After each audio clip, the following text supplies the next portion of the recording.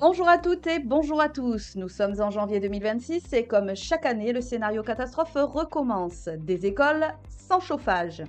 On voit des collègues faire cours à des élèves frigorifiés malgré leur manteau dans des classes à 10 ou 12 degrés. Et ce n'est pas seulement inconfortable, c'est illégal. On ne vient pas au travail pour tomber malade et pour ensuite être sanctionné par un jour de carence et perdre 10% de son salaire. Le DAZEN, comme tous les employeurs, doit faire respecter le code du travail.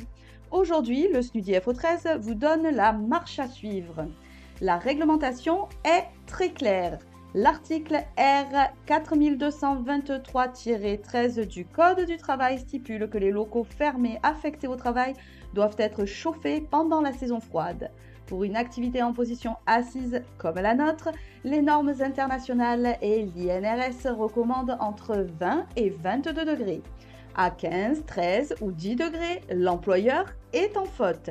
Il ne protège plus la santé physique des agents ni celle des élèves.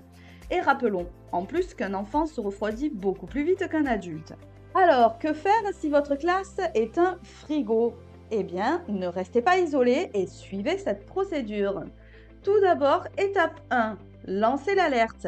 Remplissez immédiatement une fiche RSST sur Esterel, envoyez-en une copie à votre IEN et au syndicat. Nos délégués en F3SCT pourront ainsi interpeller la DSDEN directement. Étape 2, le danger grave et imminent. Si la mairie ne répare pas tout de suite, chaque collègue doit remplir individuellement une fiche DGI.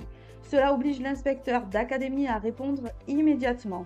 Il devient légalement responsable s'il ne fait rien. Étape 3, le droit de retrait.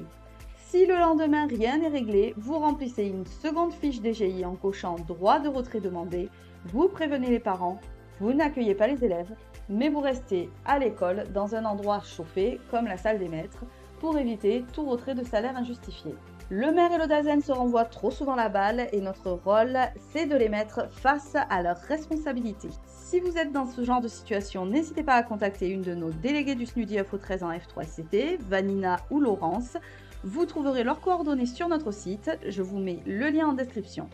Et pour que nous puissions continuer à mener ces combats du quotidien, rejoignez le SNUDI FO13. En 2026, l'adhésion au SNUDI FO13 peut désormais se faire en quelques clics via Hello Asso. Sans syndiqué, pas de syndicat. Sans syndicat, plus de droits. Restez au chaud et restez mobilisés. À bientôt!